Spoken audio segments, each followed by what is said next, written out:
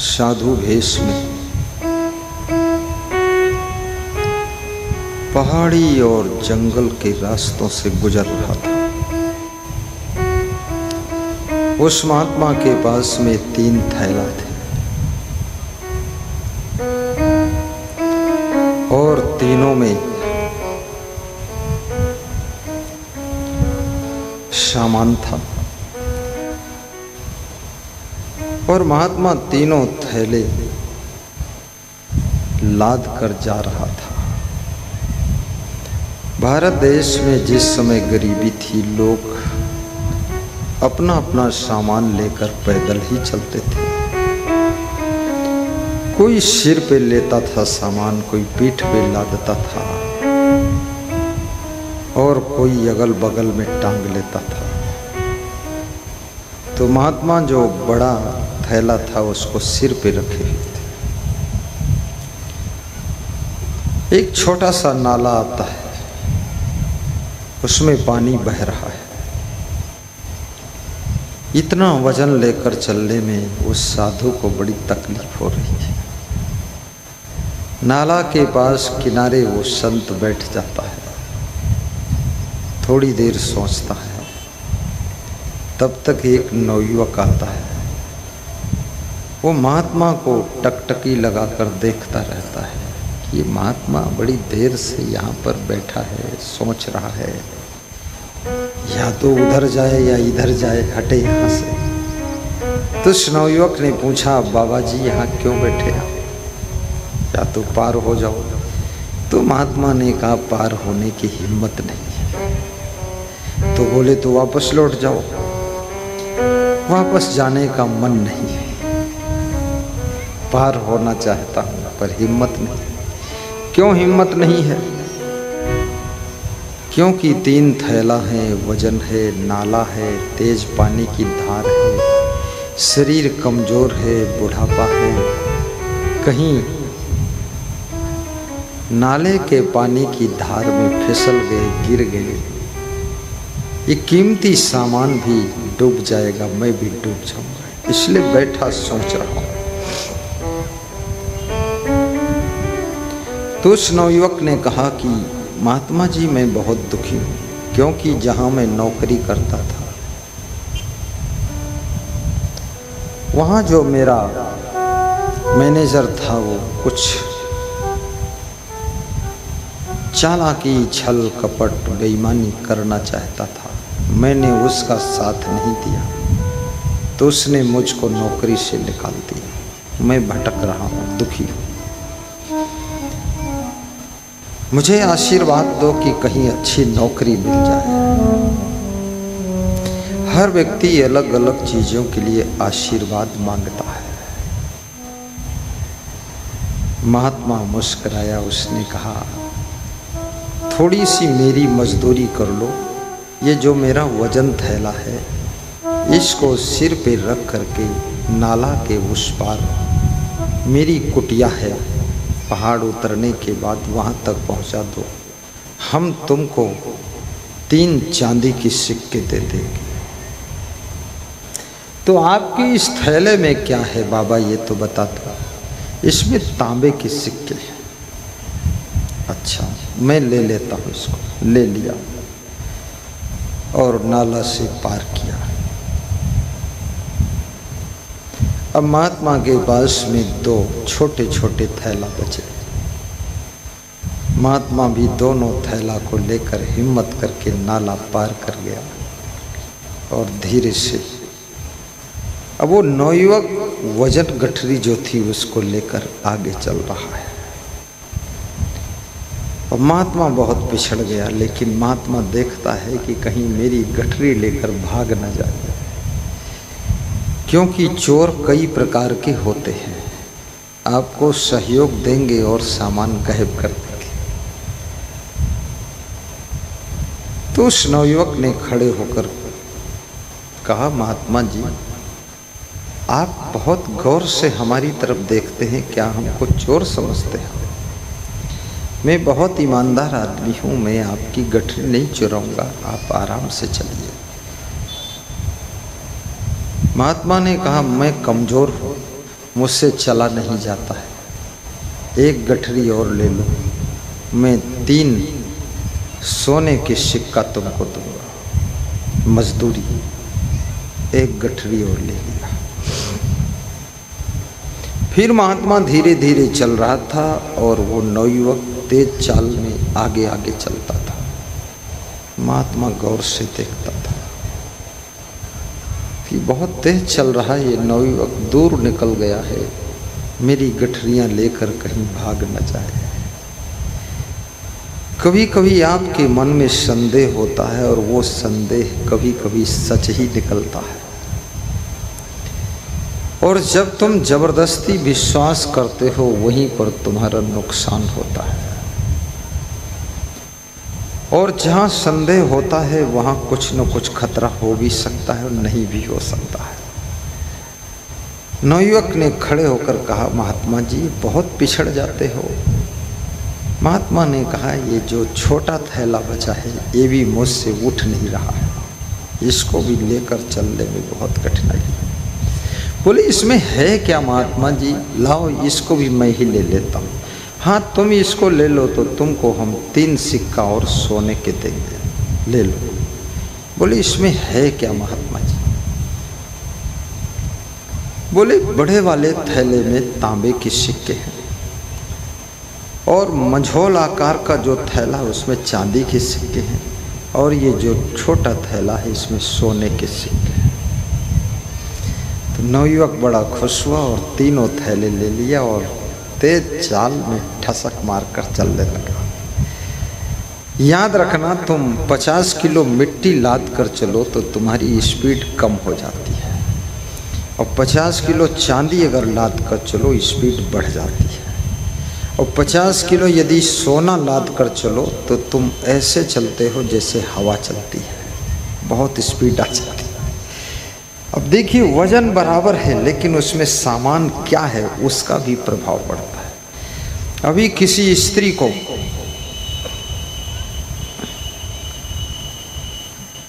आप सोने की चैन पहना दो 100 ग्राम की, वो फुदक कर चलेगी, मुस्करा कर चलेगी, बार बार अपना गला दिखाएगी कि सोने की चैन है। लेकिन मुझे 300 ग्राम की चांदी की चैन पहना दो तो थोड़ा उसको उदासी आ जाएगी, चांदी है सोना नहीं। और लोहे की चैन उसको 2 किलो की पहना दो, बहुत दुखी हो जाएगी, खुशी खो जाएगी और रास्ते में ही निकाल कर फेंक देगी इसका लोहे की चैन। लेकिन तुम 10 किलो की सोने की चैन पहना दो, बड़ी खुशी से, भले गला उसका छील जाए कुछ हो जाए लेकिन पहनकर ठुमका मारते हुए गांव को चली जाएगी। कौन चीज़ तुम्हारे हाथ में है, कौन चीज़ तुम्हारे सिर पे है, कौन चीज़ तुम्हारे गले में है, इसका भी तुम्हारे मन के ऊपर बहुत बड़ा असर पड़ता है। इसलिए सोने की चैन तो सब पहनते हैं, लोहे की चैन कोई नहीं पहनता है। क्यों? क्योंकि लोहा सस्ता है, सोना महंगा है। तो जब महात्मा ने कहा कि बड़ी वाली गठरी में तांबे के सिक्के हैं और दूसरी गठरी में चांदी के सिक्के हैं और तीसरी जो सबसे छोटी गठरी है, जो छोटा थैला है, इसमें सोने के सिक्के हैं। तीनों गठरियाँ, तीनों थैले वो नवयुवक लाद लेता है, सिर पे रख लेता है, अगल बगल में टांग लेता है और तेज स्पीड से चल देता है। महात्मा बार बार आवाज़ लगाते हैं, बच्चा रुक जाओ, हम भी साथ में रहें, बच्चा रुक जाओ, ए नौजवान धीरे चलो, साथ में चलेंगे। क्योंकि महात्मा भी सोच रहा है सब कुछ तो इसको दे दिया, अब हमारे पास बचा क्या है। अब वो नवयुवक भी सोच रहा है, तांबे के सिक्कों का थैला मिल गया, चांदी के सिक्कों का थैला मिल गया, सोने के सिक्कों का थैला मिल गया, अब बाबा से मजदूरी क्या लेना है। अगर ये तीनों थैले में गायब कर दूं और भाग जाऊं लेकर के तो जिंदगी भर के लिए माला माल हो जाऊंगा, माला माल हो जाऊंगा। देखिए ईमानदार मन भी अवसर आने पर बेईमान बन जाता है। वैराग्यवान मन भी कुसंगत पड़ने पर रागी भोगी बन जाता है। समझदार मन भी गलत लोगों की संगत में नासमझ बन जाता है और त्यागी मन भी बुरी संगत में पड़ करके भोगी बन जाता है। और याद रखना, सज्जन से सज्जन व्यक्ति भी कुसंगत में पड़ करके दुर्जन बनने के लिए तैयारी करने लगता है। अब उस नवयुवक के मन में ईमानदारी तो थी, ईमानदारी के कारण नौकरी छूट गई, लेकिन अब सोने के सिक्कों का थैला हाथ में आ गया तो बेईमानी आ गई। कुछ लोग ईमानदार तब तक हैं जब तक उनको अवसर नहीं मिलता है बेईमानी करने का, और कुछ लोग कितना ही अवसर मिले फिर भी वे ईमानदार ही बने रहते हैं। वही लोग संसार में पूजे जाते हैं जो कैसी भी कंडीशन में अपनी ईमानदारी को खोते नहीं हैं, ईमानदारी बनाए रखते हैं। देश का प्रधानमंत्री जब चुना जाता है, पार्टी सोचती है ईमानदार कौन है। मैंने एक प्रदेश में बहुत बड़े नेता से पूछा कि ये बड़े बड़े नेताओं को तुमने पैदल कर दिया, बस्ते में डाल दिया, क्या बात? बोले ये सब सीटियर चोर है, अरबों चुराया है, पूरा प्रदेश कंगाल बना दिया चुट्टा लोगों ने, इसलिए अब इनको सबको हटाकर नए नए लोगों को मिनिस्टर बनाया गया है।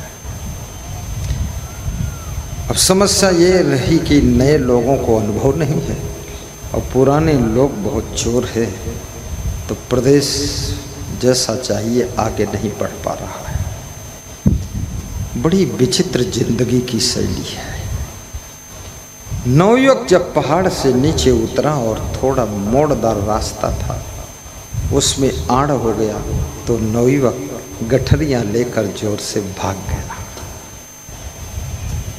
महात्मा सोचने लगा वो किधर गया। महात्मा पुकार रहा था, कहाँ हो भैया, किधर हो? वो तो भाग गया और भागकर अपने घर गया और गठरी रखा और खोला तो देखा उसमें क्या है। गठरियों में बड़ी वाली गठरी में भी पत्थर के टुकड़े निकले, दूसरी गठरी में मझोल आकार के पत्थर के टुकड़े निकले और तीसरी गठरी में बड़े छोटे छोटे पत्थर के टुकड़े निकले। न सोना निकला, न चांदी निकली, न तांबा निकला। पत्थर की गठरी लाद कर बेईमानी करके भागा। याद रखना, बेईमानी करने वालों के लिए सोना चांदी तांबा भी पत्थर ही बन जाता है, इसलिए कभी ईमानदारी को मत छोड़ो। बोलिए सद्गुरु भगवान की जय। अब इधर महात्मा जो है ढूंढ रहा है, जंगल में ढूंढ रहा है, पहाड़ों में ढूंढ रहा है, गलियों में ढूंढ रहा, ढूंढते ढूंढते गांव में पहुंचा और खुदा ना खास्ता उसी के घर पहुंच गया महात्मा। और वो गठरियां खोल रहा था। महात्मा के पैर पकड़ लिया कि माफ़ करो संत जी, हमारे अंदर लालच आ गया और लालच में बोले कुछ मिला। लालच में बोले आपने बताया था तांबे के सिक्कों की गठरी है, चांदी के सिक्कों की गठरी है, सोने के सिक्कों की गठरी है, इसमें से तो सब पत्थर ही पत्थर निकला। तो महात्मा ने कहा जब मन में बेईमानी आती है तो सोना चांदी तांबा भी पत्थर बन जाता है। याद रखना, तुम दुर्भाग्यशाली हो। क्यों? बोले ओ महात्मा ने कहा मैं महात्मा नहीं हूँ, मैं साधु वाधु नहीं हूँ। अरे तुम कौन हो?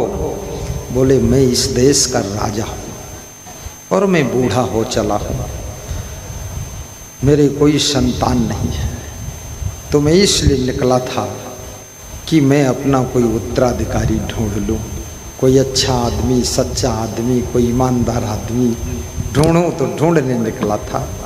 तो आज तुमको तो मेरा उत्तराधिकारी बनना था, मेरी राजगद्दी पर बैठना था, लेकिन तुम ये 3 गठरियों के लालच में उत्तराधिकारी का पद खो चुके हो।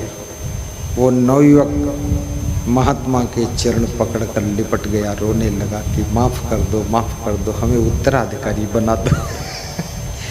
बोले तो मेरा राजपाट लेकर ही भाग जाएगा, उत्तराधिकारी के योग्य नहीं है। बहुत दुखी हुआ, फूट फूट कर रोया। छोटा सा लालच बड़ी उपलब्धि में बाधा डाल देता है। छोटी सी बेईमानी बहुत बड़ा लाभ होने वाला था, उसको रोक देती है।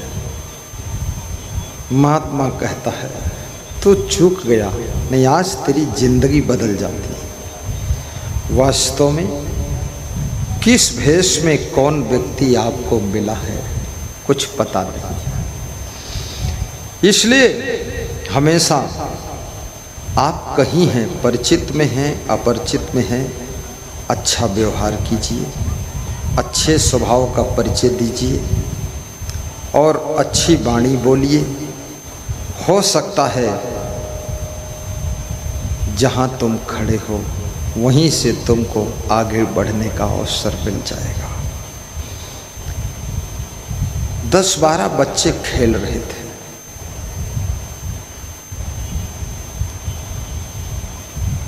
एक अंग्रेज महिला अंग्रेजों के साथ में उसी रास्ते से निकलती है तो देखती है कि एक बच्चा हारता है तो भी हंसता है और जीतता है तो भी हंसता है। तो उसने कहा ये बच्चा तो कुछ अद्भुत बच्चा है। उस बच्चे से कहा तो क्या मेरे साथ चलेगा? उस बच्चे ने कहा कि मेरे पापा यदि कहेंगे तो मैं आपके साथ चल दूँगा। तो उसके घर गई वो महिला, ये बच्चा हमको चाहिए, इसको हम धर्मशास्त्र पढ़ाएंगे, ऑर्गेनाइजेशन सेंटर बना करके उसका इसको हम डायरेक्टर बनाएंगे। तो वो बच्चा बोला कि मैं अकेले नहीं जाऊंगा, मेरा एक भाई और चले। तो बच्चा 6-7 भाई था। तो उसके बाप ने कहा दोनों चले जाओ तो भी कोई फर्क नहीं, क्योंकि 6-7 बच्चे हैं, यहाँ भीड़ भी ज़्यादा है, कुछ निकल जाओ। 2 बच्चे गए, उसको उस लेडीज़ ने पढ़ाया, तैयार हुआ, योग्य हुआ। लाखों एकड़ जमीन खरीद करके ऑर्गेनाइजेशन सेंटर तैयार किया और उस सेंटर का मालिक उसको घोषित कर दिया। और सोचने की बात है, कहाँ एक गरीब का बच्चा जिसके पास ठीक कपड़े भी पहनने को नहीं थे। कब तुम्हारे दिन बदल जाएं, कब तुम्हारा भाग्य बदल जाए, कब तुम्हारा वक्त बदल जाए, कब तुम्हारा समय बदल जाए, तुमको भी पता नहीं है कहाँ से तुम्हारा भाग्य बदलने वाला है। इसलिए कभी निराश मत होइए, उदास मत होइए, हताश मत होइए, डिप्रेशन में मत जाइए। आज मेरे पास में एक फ़ोन आया, औरैया ज़िले से, तो कह रहे थे मेरी माँ बहुत दुखी हो गई क्योंकि मेरे भाई की जो पत्नी थी उसने माँ की बात नहीं मानी और कुछ लड़ झगड़ कर मायके चली गई। तो माँ चिंतित हो गई और माँ दुखी हो गई और माँ डिप्रेशन में चली गई। और मेरी माँ 6.5 फीट लंबी थी और बहुत हष्ट पुष्ट थी और उसी के कारण वो बीमार हो गई डिप्रेशन में। तो डॉक्टर को दिखाया तो डॉक्टरों ने कहा कोई रोग तो पता नहीं चल रहा, जाओ सेवा करो, अब थोड़े दिन ही जिंदा रहेंगी। तो माँ ने कहा एक मंदिर बना दो और संत को लाकर सत्संग करा दो और मैं अब ज़्यादा दिन रहूँगी नहीं।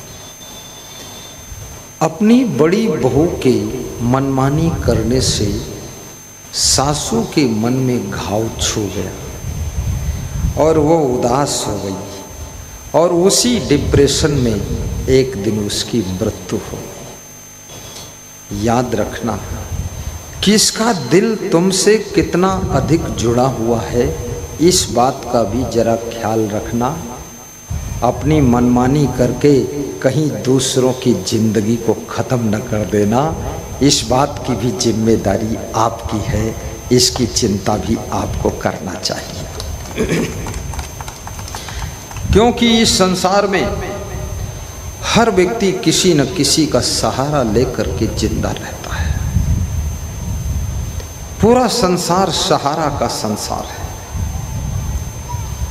एक स्त्री अपने पति के सहारा से खुश रहती है,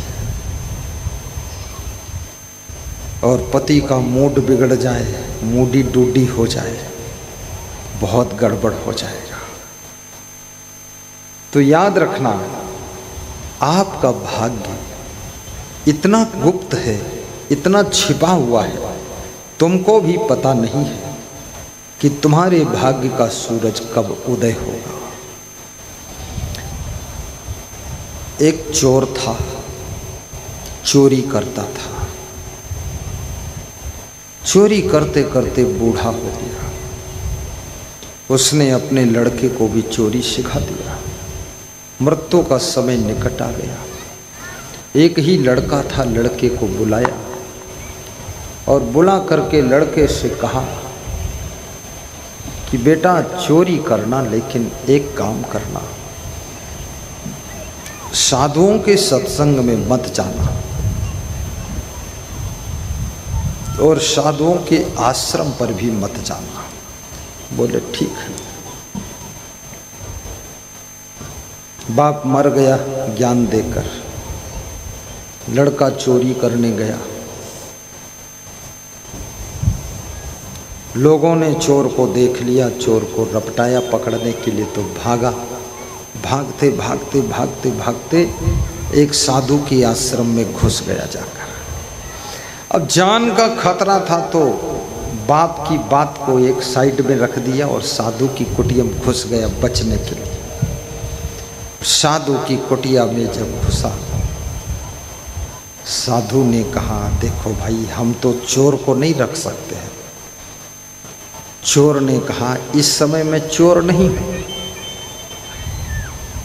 आपके यहाँ चोरी भी नहीं करूंगा, आप चिंता मत करिए संत जी। तो संत ने कहा मेरे आश्रम में वही रह सकता है जो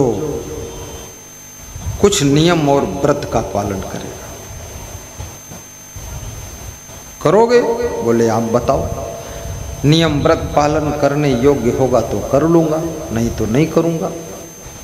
तो साधु ने कहा आज से चोरी नहीं करना है। उसने कहा ये नियम व्रत पालन मत करवाओ, क्योंकि यही मेरी जीविका का साधन है, दूसरा कुछ बताओ। तो बोली तो दूसरा व्रत ये है कि किसी पराई स्त्री को छूना नहीं, ये नियम व्रत ले लो। तो उसने कहा ये ले लूँगा मैं, ये ठीक है। नियम व्रत ले लिया। संत ने उसको छिपा लिया। चोर को ढूंढने पकड़ने वाले वापस लौट गए तो संत ने उसको चुपके से कुटिया से बाहर निकाला, कहा कि भाग जाओ, अब बच जाओ। भाग गया। दूसरी रात फिर चोरी करने गया। तो कहाँ गया? एक रानी के घर में घुसा जाकर। एक राजा था, तो राजा अपनी बड़ी रानी को राजमहल से निकालकर बाहर कर चुका था, और राजमहल के बाहर एक छोटा सा घर बना था 2 कमरों का, उसमें वो रानी रहती थी। और उस रानी की सुरक्षा में, कंट्रोल में सिपाही पुलिस जवान भी थे। चोर वहाँ घुस गया, रानी के घर में घुस गया, चोरी करने लगा। रानी ने देख लिया। रानी जोर से हल्ला मचा दिया। तो चोर बोला चुप रहो, हल्ला मत मचाओ। तो रानी ने कहा एक शर्त मान लो तो मैं चुप रहूँगी। तो रानी चोर को पकड़ने के लिए आगे बढ़ी, तो चोर पीछे बढ़ा। तो चोर ने कहा कि मैंने व्रत ले लिया है कि किसी पराई स्त्री को छूना नहीं। तो रानी ने कहा तुम हमको छुओगे नहीं, मैं जो कहूँगी वो करना पड़ेगा। उसने कहा मेरे लिए तुम माँ के रूप में हो, मुझे पुत्र समझ करके, पुत्र के योग्य कोई सेवा हो, कार्य हो तो आप आदेश करो, मैं करूँगा।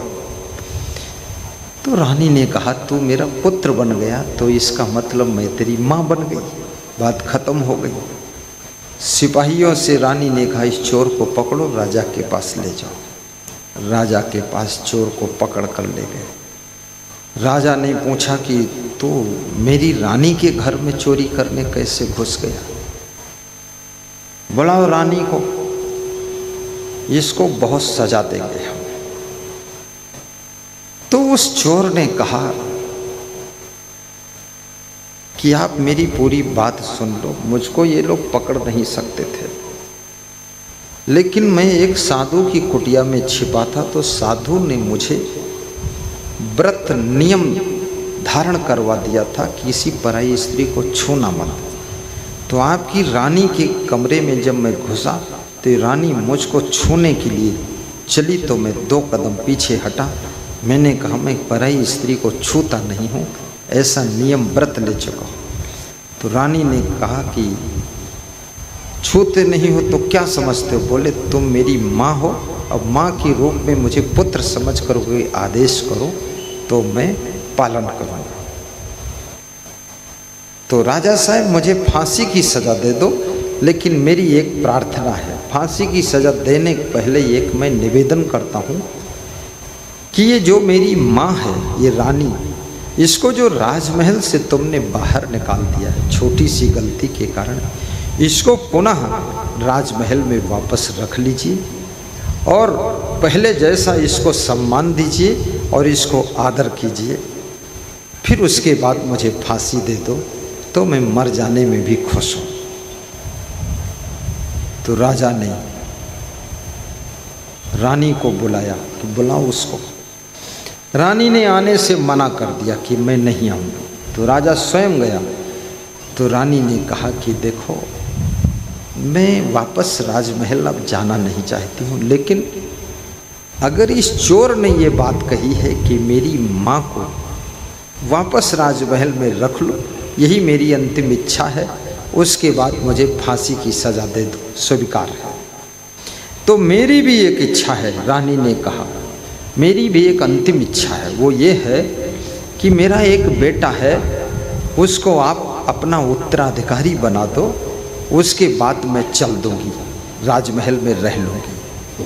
बोले कौन बेटा है? बोले कोई और नहीं है, ये चोर ही मेरा बेटा है, इसको आप राजा बनाइए। राजा बात हार चुका था। तुरंत राज तिलक की व्यवस्था हुई और चोर को राजा बनाया गया, तिलक लगाया गया, सिंहासन पर बिठाया गया, वो चोर राजा बन गया। रानी फिर से राजमहल में वापस आ गई। रानी और राजा के बीच का मनमुटाव भी खत्म हो गया।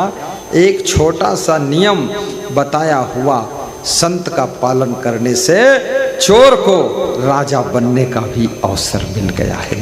बोलिए सद्गुरु भगवान की जय। ये संत के जो नियम होते हैं, व्रत होते हैं, संकल्प होते हैं, शर्तें होती हैं, कंडीशनल होता है, उससे बहुत बड़ा कुछ मिलने वाला है। इसलिए श्रेष्ठ महात्मा, विशेष महात्मा के नियम व्रत का भी पालन करना चाहिए।